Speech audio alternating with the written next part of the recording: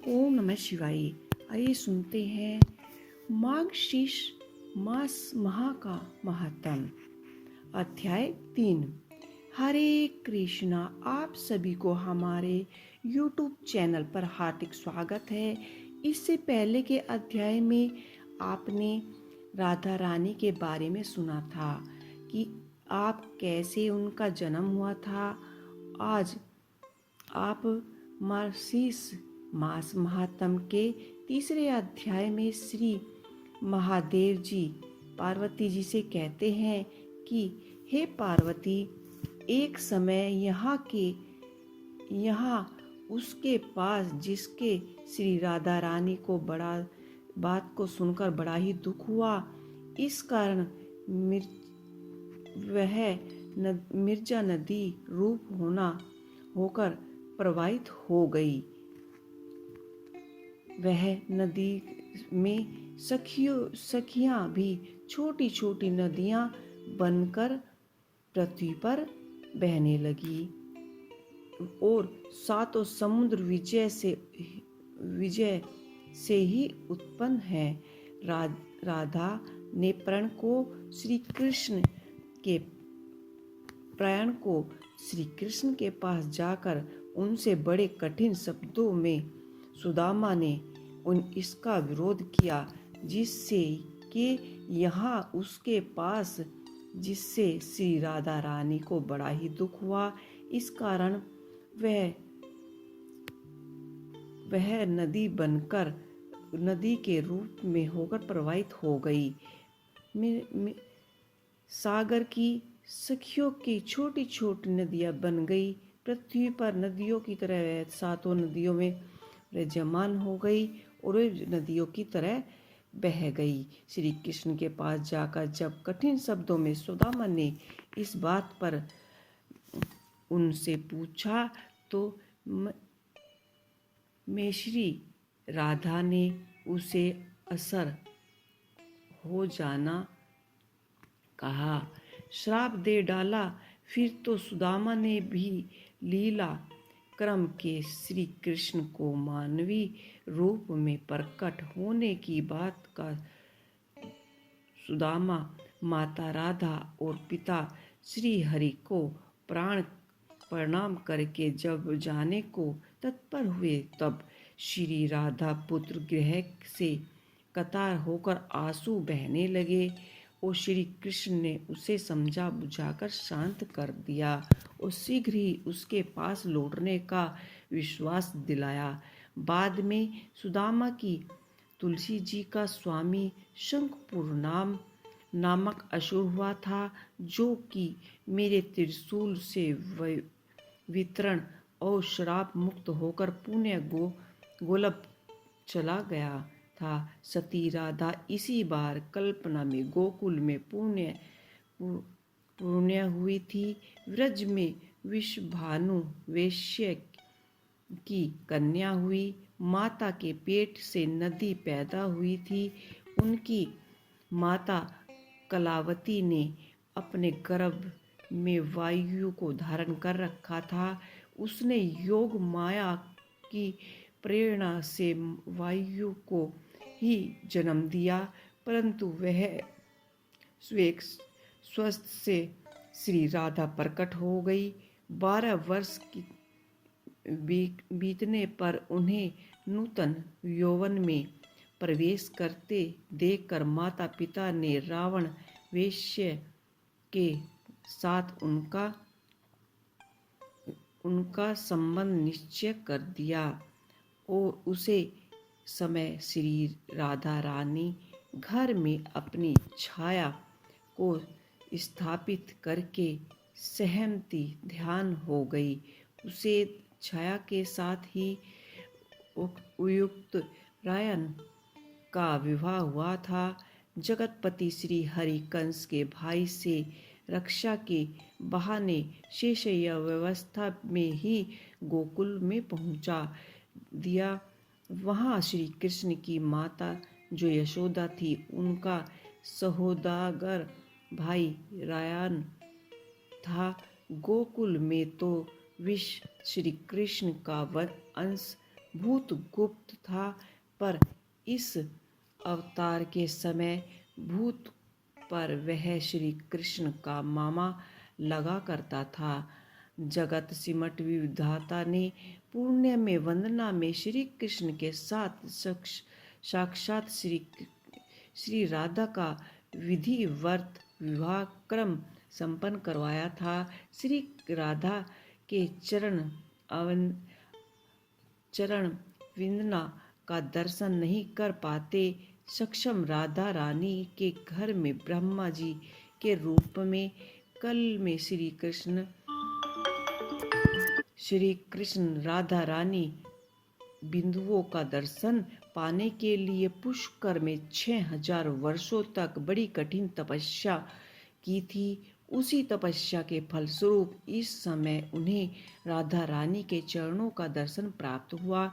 वे गोकुलनाथ श्री कृष्ण कुछ समय तक वंदना भी श्री कृष्ण राधा के साथ आमोद पामोद खिलकारियाँ करते रहे। फिर सुदामा के श्राप से उनका श्री राधा के साथ वियोग हो गया था और इसी में बीच में श्री कृष्ण ने पृथ्वी का भार उतारा था। 100 वर्षों पूर्व हो जाने पर तीर्थ यात्रा प्रसंग से श्री कृष्ण ने राधा रानी का और श्री कृष्ण श्री राधा रानी का दर्शन प्राप्त हुआ। फिर तत्वों की श्री कृष्ण राधा रानी के साथ गोकुल धाम में पधार गए। कलावती अर्थित कीर्तिदा और यशोदा भी श्री कृष्ण के साथ गोकुल में चली गई। प्रजापति डोना नदी उनकी पत्नी धारा यशोदा जी हुई। उन दोनों ने पहले की हुई तपस्या के प्रभाव से परमात्मा भगवान श्री कृष्ण को पुत्र के रूप में प्राप्त किया। महिषी कश्यप वासुदेव जी हुए तथा उनकी पत्नी सती स्वाधि अतिथि अशांता देवकी के रूप में एक हुई। प्रत्येक काल में जब भगवान अवतार लेते हैं, देवकी माता अतिथि और देवता कश्यप उसके माता पिता का स्थान ग्रहण करते हैं। श्री कृष्ण राधा की माता कलावती अर्थात केतकी पितरों की मानसिकता कन्या थी। गलेवों से गोकुल होकर इस भूतकाल पर आई थी और पृथ्वी पर उन्होंने जन्म लिया। दुर्गा इस प्रकार मैंने श्री राधा रानी दुर्गा का उत्तम अध्याय निभाया और पुत्र और फोटो की वृद्धि करने वाली है। श्री कृष्ण 2 रूपों में प्रकट हैं। त्रिभुज और चतुर्भुज रूप में वैकुंठ धाम में निवास करते हैं और शंभु श्री कृष्ण चतुर्भुज की पत्नी महालक्ष्मी जी, सरस्वती जी, गंगा जी, तुलसी जी हैं। यह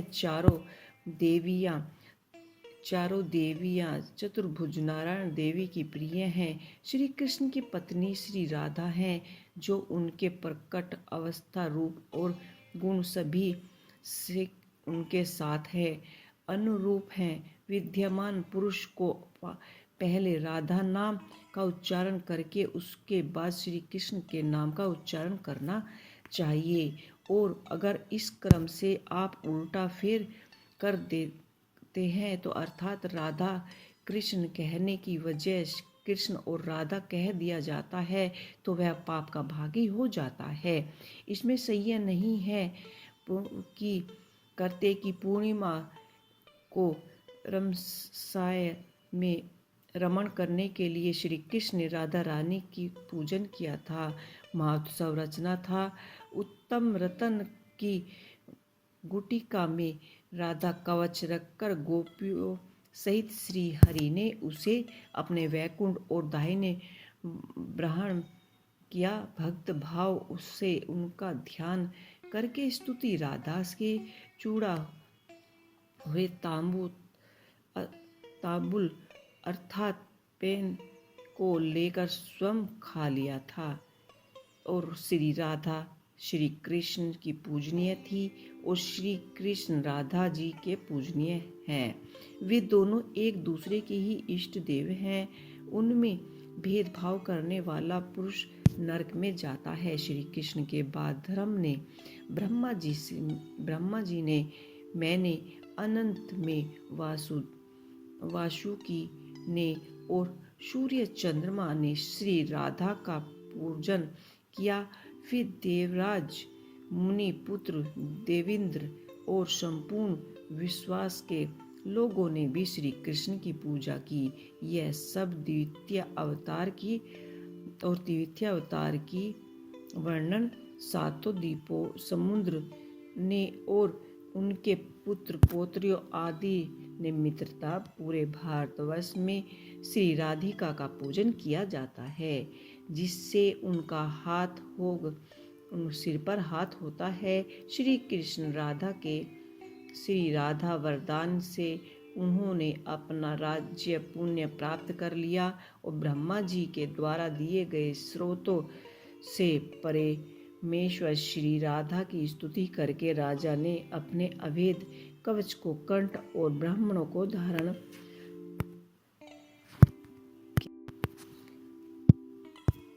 और पुष्कर तीर्थ यात्रा में 100,000 वर्षों तक ध्यानपूर्वक उनकी पूजा की। अंत में वह विमान पर सवार होकर गोकुल धाम में चले गए। देवी, ये सारा प्रसंग मैंने तुम्हें इसलिए सुनाया है, अब और क्या सुनना चाहती हो? तब देवी पार्वती कहने लगी कि प्रभु राजा सुयज्ञ कौन थे और पंचमी उनका नाम क्यों रखा गया था? उन ब्राह्मणों का श्राप कैसे प्राप्त हुआ था और किस तरह श्री राधा जी को भी प्राप्त कर सके, जो स्वयं आत्मा श्री कृष्ण की पत्नी कोशिश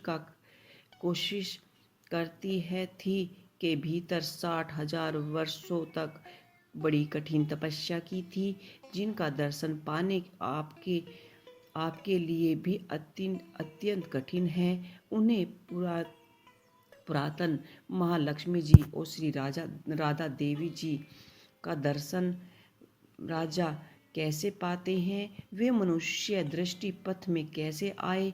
तीनों लोकों की सृष्टि ब्रह्मा जी ने राजा को श्री राधा जी का कवच किस प्रकार दिया? उनके ध्यान पूर्वक और स्रोतों का उपदेश कैसे किया? हे महादेव, ये सभी बातें मैं कृपया कह के कहिए। श्री महादेव जी बोले कि देवी, 14 मानव तो सर्वप्रथम है। उन्हें शिव शंभु मनु कहते हैं। उन्होंने पुष्कर तीर्थ में 1000 राजसव्य योगों का अनुष्ठान किया था। उसे यज्ञ में सारे पत्र रत्नों की बने हुए राजा ने बड़े प्रसन्नता के साथ भी सभी पात्र ब्राह्मणों को दान में दिए थे। महोत्सव में राजा बहुत ही बहुमूल्य रत्नों की राशियों से जो भी तेज पूंजी की प्रकाशित हो रही थी, ब्राह्मणों को बड़ी प्रिय और सुंदर यज्ञ को में दान में दी थी। मैं राजा उत्कल का नाम रख दिया और राजा उत्कल ने उन रत्नों को सभी प्रकार से संपत्तियों को धारण किया और 10-12 लाख दावेदारों में देकर उन्हें कणों और रत्नों को से भरे सभी पात्रों को दान में दे दिया। और दुर्ध पुत्र आदि सामग्री ही होती है। वे हर दिन 6 करोड़ ब्राह्मणों को भोजन कराया करते थे और उन्हें प्रतिदिन दान चबाने के लिए और पीसने के लिए योगी दान भोजन दिया करते थे और भोजन कराया करते थे। उन्हें तृप्त कर ब्राह्मणों को विदा किया करते। तो हर दिन 1 लाख रसोइयों को में भोजन किया करते थे। दाल चावल रोटी का दान किया करते थे। आदि व्यंजन दही के साथ पारसों से जाते परोसे जाते थे और उसे भोजन सामग्री में मांस का स्वार्थिता अभिभाव होता था। ब्राह्मणों लोगों को स्वास्तिक भोजन दिया जाता था। राजा सुयोगी नामक बल्कि उनके पितरों की भी स्तुति करते थे और सुंदर यज्ञ दिनों में और उसकी समापित के दिन कुल मिलाकर 36 करोड़ ब्राह्मणों को अत्यंत तृप्तिपूर्वक भोजन कराया जाता था। उन्होंने दक्षिणा में इतने रत्न ग्रहण किए कि उन सबको अपने घर तक ढोकर लाना भी बहुत कठिन हो जाता था। वे सिंहासन सर नियमित अनेक क्षेत्रों में सुशोभ्यमान थे। उसे बड़े अच्छी तरह से सजाया गया था और चंदन आदि से सुगंधित वस्तुओं का लेप लगाया हुआ था और चंदन पल्लव से उसकी खूबसूरती और अधिक बढ़ा दी गई थी। चंद्रमा, सूरज, चंद्रमा, इंद्र, मुनिवर, नारद और बड़े बड़े देवता विराजमान। उसी समय वहाँ एक ब्राह्मण आया जो कि रुक्ष और मलिन वस्त्र पहने हुए था। उसके कंठ पद और तलवे सूखे हुए थे और वह मुस्कुराते हुए हाथ जोड़कर रत्न सिंहासन पर बैठे हुए पुष्पमाला और चंदन से चर्चित राजा को आशीर्वाद दिया। और राजा ने ब्राह्मण को प्रणाम तो किया, किंतु वे अपने स्थान से उठे नहीं। उसे सभा के संवाददाता भी ब्राह्मण की ओर देखकर खड़े नहीं हो सकते। वह उसके दशा देखकर उसका सम्मान करना नहीं चाहते थे और थोड़े थोड़े मुस्कुराते और हंसते रहे। तब वह श्रेष्ठ ब्राह्मण मुनिवर और देवताओं को नमस्कार करके निरंकुश भाव से बड़ा वहाँ खड़ा हो गया और फिर बड़े ही क्रोध से राजा को श्राप देते हुए बोला कि अरे मूर्ख, तू इस राज्य से दूर चला जा और शीघ्र ही से गलतियों से युक्त बुद्धि है और उससे जो तू ग्रस्त है, जो तुम में अहंकार और क्रोध समाया हुआ है, वो नष्ट हो जाएगा। वह ब्राह्मण अन्य सभाओं को श्राप देने के लिए तत्पर हो गया। उन सब ने अपने दोस्तों का परिहार कर लिया, लेकिन उनकी ओर से ब्राह्मण का क्रोध जागता रहा और राजा उस ब्राह्मण को प्रणाम करके भाई उनको रोकने लगे। सभा के बीच में बाहर निकलकर तब उन्होंने उनको प्रणाम किया। वे ब्राह्मण देवता भी ब्रह्म तेज से प्रकाशित हो रहे थे। उनके पीछे भागते कतारों में समस्त मुनि भी चलने लगे और बार बार उच्च स्वर से उन्हें पुकारने लगे और कहने लगे कि ठहरो ठहरो मुनिवर, ठहरो, इस प्रकार उल्टे पैरों मत जाओ। हे प्रभु, अंगारा, मरीचि, कश्यप, वशिष्ठ, कीर्ति, शुक्र, बृहस्पति, दुर्वासा, मोमशा, सभी कालयान्ति कट प्राणियों, महातपस्वी मार्कंडेय जी, स्नानंद, सनातक, सनक, भगवान शमन कुमार, श्री हरि नारायण, ऋषि पश्यप, कुरु, शवधिकृत और चावहरण, भारद्वाज, वाल्मीकि, अगस्त, यह सारे देवता भी ब्राह्मण के पीछे पीछे चलने लगे। पार्वती जी ने उन नीति विशारद मुनियों ने ब्राह्मण को समझाया, एक स्थान पर ठहराया और फिर उनसे कुछ बातें कही। देवी पार्वती ने महादेव से पूछा कि हे प्रभु, ब्राह्मण और ब्राह्मणी जी के पुत्रों ने जो की नीति के विधान उसे उस ब्राह्मण देवता ने नीति की कौन सी बात कही, ये भी मुझे बताइए कृपया करके। श्री महादेव जी बोले कि सुखमय उन ब्राह्मण सुखमयदा समुदाय ने स्तुति और विनती से ब्राह्मण को संतुष्ट करके क्रम इसी प्रकार कहने लगे और उनकी आराधना की। सबसे पहले संत कुमार से कहा कि ब्राह्मण आपके पीछे पीछे राजा की लक्ष्मण कीर्ति भी चली आई है। महान ऐश्वर्य, एकटिवर, अग्नि और देवता सभी आपके पीछे पीछे बाहर चले आए हैं कि हे ब्राह्मण, आप संतुष्ट हो जाएं, क्योंकि ब्राह्मण शीघ्र ही संतुष्ट होने वाले होते हैं। उन्हें ब्राह्मणों का हृदय तो बहुत ही कोमल होता है, तपस्या से परिपराजित होने के कारण अत्यंत कोमल हो जाता है और शुद्ध हो जाता है। अतः आप विपरीत अब तो क्षमा कर दीजिए। राजा भवन को पवित्र करें। जिसके घर से अतिथि निराश होकर लौट जाता है, उसके घर में कभी भी अग्नि जल नहीं सकती, क्योंकि वहाँ तीर्थ्य का सत्कार नहीं किया गया, वहाँ क्षमा अतिथि का सत्कार किया गया है। आओ राजा भवन को शुद्ध करो। बोलो, जो घर में आए हुए अतिथि की आंखें में आंसू आते हैं, अतिथि अपना हमें पाप और श्राप देकर जाता है, देखकर उसके पुण्य को लेकर चला जाता है। इसलिए तुम राजा के दोष को क्षमा कर दीजिए। कुलाहा ऋषि ने कहा, जो क्षत्रिय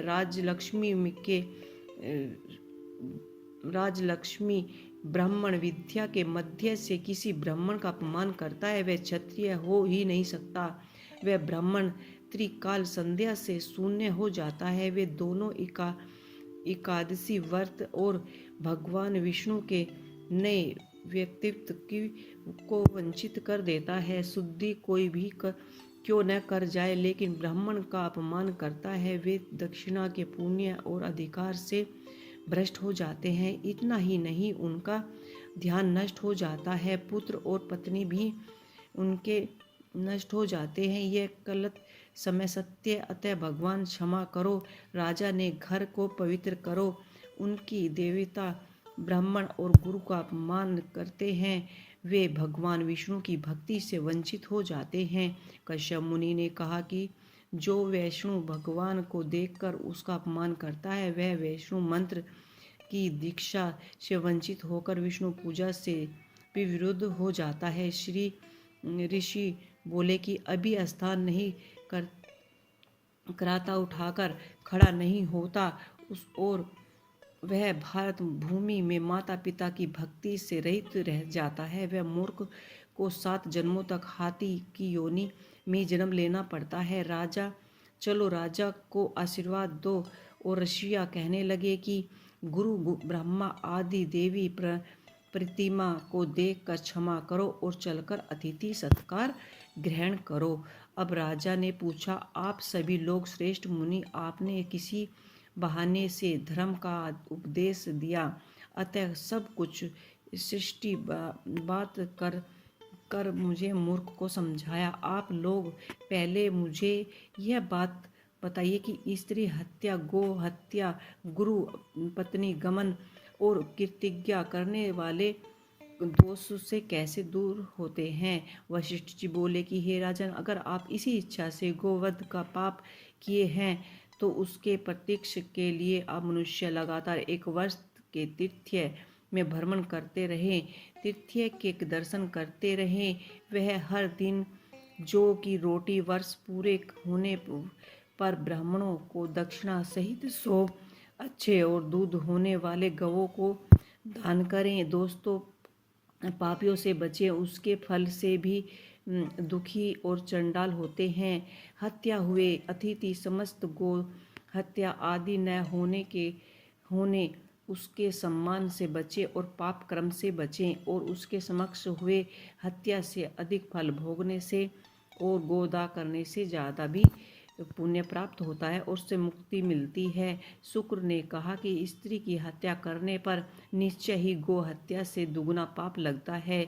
स्त्री हत्यारा हजारों वर्ष तक नरक में निवास करता है और वह पाप मानव 7 जन्म के असुर और 7 जन्म एक तक वह साथ नहीं रह सकता। बाद में उसकी शुद्धि हो जाती है। बृहस्पति जी बोले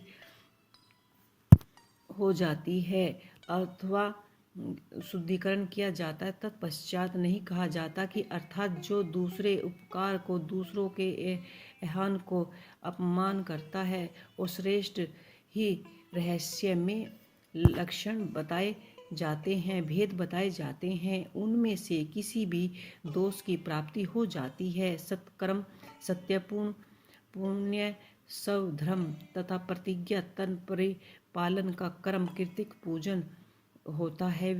विश्वास्य पर धर्म और पर प्रदान, इसमें स्थिति में मनुष्य का जो वध करता है वह इनके लिए वह जन्मों तक भिन्न योनियों में उपलब्ध हो जाता है। तो ये थी मार्गशीर्ष मास की